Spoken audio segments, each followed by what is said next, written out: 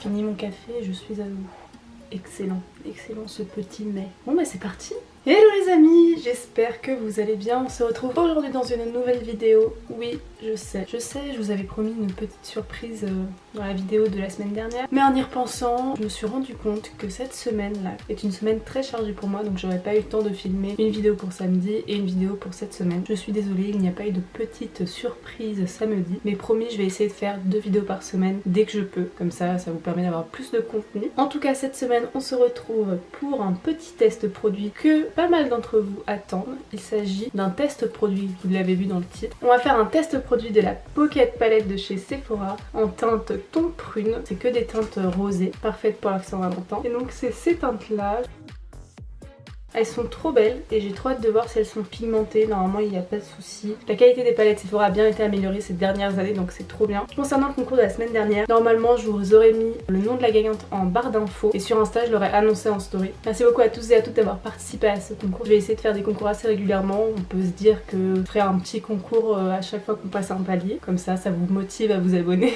Bref, petit aparté clos. Sans plus attendre, nous allons passer au petit make-up des yeux. Comme vous avez vu, mon teint est fait. Dites-moi d'ailleurs en commentaire si vous voudriez que je fasse mon teint avec vous plutôt que de le faire hors caméra. Comme ça je pourrais vous montrer de nouveaux produits. Par exemple aujourd'hui j'ai testé un fond de teint de chez Shiseido qui est vraiment super bien. Je pense qu'il est en vente chez Sephora, Nocibé, tout ça. Il est très bien, notamment pour les personnes qui ont la peau grasse, hyper matifiant et il fait un effet plutôt naturel. Enfin moi j'aime beaucoup, enfin plutôt naturel, non il est très couvrant. Il fait une belle peau. Et j'ai testé un produit que j'ai acheté il y a pas longtemps de la marque ELF. Oui je sais, je suis totalement fan de cette marque. Mais franchement leurs produits ils sont hyper bien. Et j'ai testé la brume de fixation microfine toute la nuit. Donc à ce qui paraît elle dure 16 heures, donc j'ai hâte de voir ça. Bon je pourrais pas vous dire pour la fixation parce que pour l'instant ça fait même pas 1 heure que je l'ai le maquillage. Mais en tout cas la brume est hyper fine et ça fait très plaisir. Donc voilà, donc c'est 2 petits produits que je peux vous conseiller. On passe à la palette, c'est parti. Et on va faire un look plutôt simple qui est parfait pour la Saint-Valentin ou même pour d'autres occasions. Pas besoin d'attendre la Saint-Valentin pour se maquiller comme ça. Mais comme c'est un petit make-up rosé que je vais vous présenter, ça peut être d'occasion par rapport à ce qui arrive dimanche. Hâte de tester ce petit fard qui a l'air très beau, qui a l'air d'avoir beaucoup de reflets. J'ai trop hâte. Ah non attendez, je vais faire la technique de Marion. Je le fais jamais et à chaque fois je me dis tu devrais essayer voir si les fards sont mieux. Bon là j'ai pas de base, j'ai mis mon anti-cerne. La base ça permet de révéler la pigmentation et d'accrocher le fard un peu plus. Ça dépend des bases que vous choisissez. Et donc moi je mets pas souvent des bases parce que ça rajoute une étape au make-up et j'en ai pas forcément envie. Là j'ai mis le correcteur sur ma paupière aussi et là je vais poudrer l'arcade sourcilière. C'est ce que Marion fait et ça permet de mieux estomper les fards sur l'arcade de sourcilière. Je vais prendre un peu de ma poudre que j'ai utilisée, c'est la poudre ELF que je vous ai présentée dans une des vidéos et je vais poudrer l'arcade sourcilière. Et la paupière mobile reste grasse. On va voir si ça marche mieux. J'avoue que Marion m'inspire sur beaucoup de choses mais il y a des choses que je fais pas par flemme. Bref, on commence. On va prendre un petit pinceau fluffy comme ça. Prendre cette couleur là. C'est la couleur la plus foncée de la palette. Je viens le mettre en creux de paupière, donc on pose le pinceau et on tapote. On n'étire pas la matière. Je le descends aussi en point externe.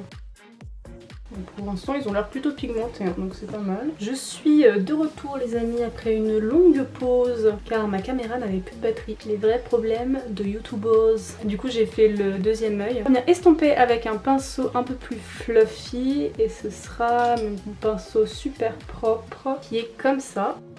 Et on va prendre la teinte la plus claire de la palette qui est celle-ci.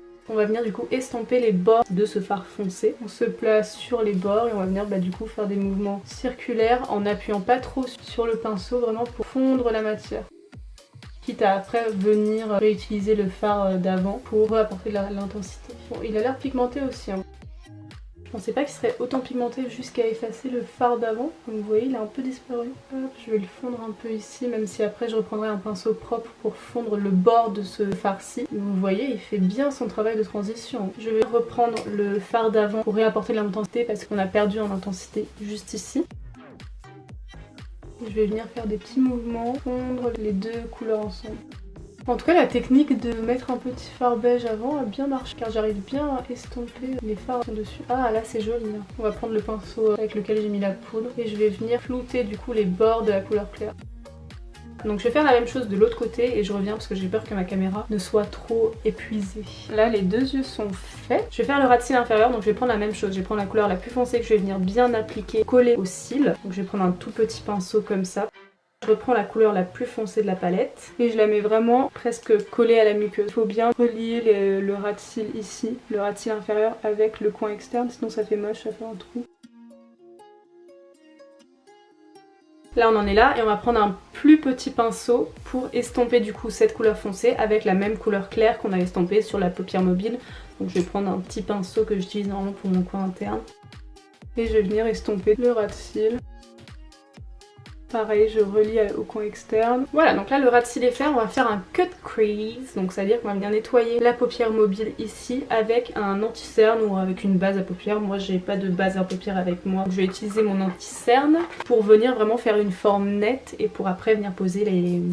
Oh non mais je voulais pas faire ça. Qu'est-ce que je suis bête. En ras de cils je voulais mettre ce violet pailleté. Mais je suis trop bête. Bon bah on va changer, on va pas faire de cut crease. Comme ça je vais pouvoir mettre une autre couleur parce que là si je mets directement les paillettes, là ça fait pas beaucoup de couleurs. Je vais mettre le fard violet que je voulais mettre. Je vais le mettre ici au centre de la paupière pour faire la liaison entre ce fard là et ce fard là. Je vais prendre un pinceau plat parce que ça a l'air d'être un fard pailleté. Donc soit vous l'appliquez au doigt pour qu'il soit plus intense, soit vous l'appliquez au pinceau avec un pinceau plat pour bien venir écraser la matière. Donc je vais utiliser celui-ci qui est encore une fois pas propre du tout. C'est un pinceau plat, ce qu'il y a de plus classique. Et je vais prendre ce violet, j'espère qu'il est pigmenté parce qu'il a l'air très très beau. Je vais venir le mettre ici.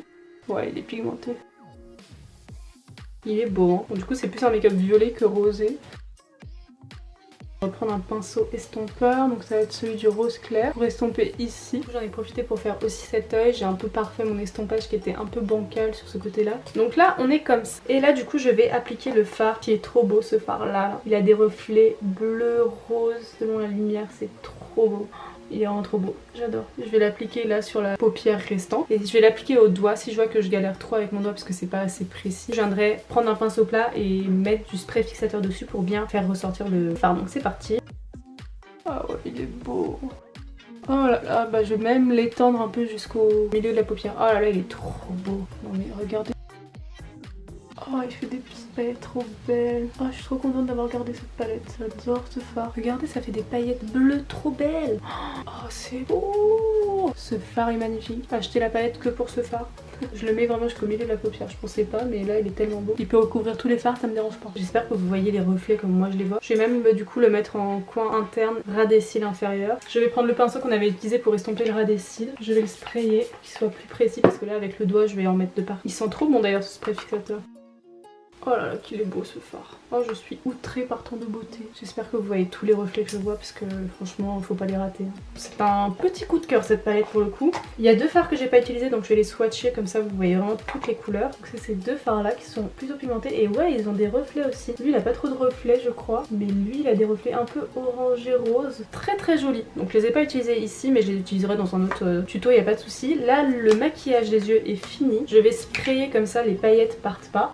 Je vais mettre juste un petit mascara et je reviens. Voici le résultat final. J'ai ajouté un petit trait de liner, un crayon noir en muqueuse inférieure et supérieure et du mascara. Donc voici le résultat.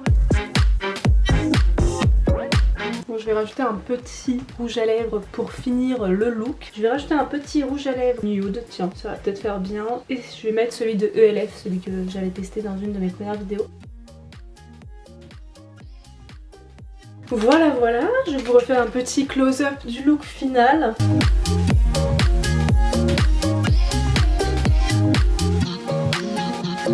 J'adore ce look, il est trop beau.